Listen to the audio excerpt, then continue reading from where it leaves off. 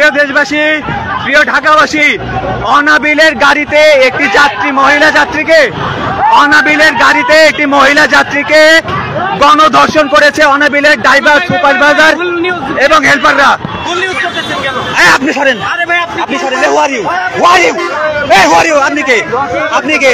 ওটা তো ওই যে মহিলা ইমার্জেন্সিতে ঢুকছে, ওনার টাকা পয়সা নেওয়া হয়েছে, হয়েছে। না, ধর্ষণের শিকার হয়েছে, ধর্ষণের শিকার হয়েছে অনাবিলের গাড়িতে। অনাবিলের হেল্পার, সুপারভাইজার এবং ড্রাইভার মিলে একটি মেয়েকে জোর করে পালাক্রমে ধর্ষণ করে আজকে তাকে মেয়েকে মৃত্যুর মুখে ঠেলে দিয়েছে। সেই মেয়েকে এখানে দুইটি হাসপাতাল তারা চিকিৎসা দিতে অপারগতা স্বীকার করেছে এবং ঢাকা মেডিকেলে তাকে পাঠানো হয়েছে। আপনারা যে যেখানে পারেন অনাবিলের গাড়ি আটকে দিবেন। অনাবিলের গাড়ি এই রামপুরা, হাতিরঝিল, বাড্ডা, পল্টন দিয়ে চলবে না। এই মালিবাগ দিয়ে, এই উত্তরা দিয়ে অনাবিলের গাড়ি চলবে না। অনাবিলের গাড়ি আপনারা যেখানে পারেন আটকে দিবেন। অনাবিলের ভিতরে সুপারভাইজার, ড্রাইভার এবং হেল্পার মিলে যাত্রীকে ধর্ষণ করেছে। অনাবিলের গাড়ি আর চলতে দেওয়া যাবে না। এর পুলিশের সাথে অনাবিলের মালিক কর্তৃপক্ষ একটি রফা দফার চেষ্টা করতেছে।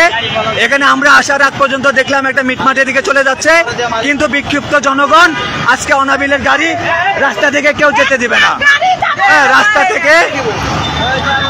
রাস্তা থেকে অনাবিলের গাড়ি কোথাও যেতে দেওয়া যাবে না। যেখানে যেটা অনাবিলের গাড়ি পাবেন আপনারা সেই গাড়ি আটকে ফেলবেন।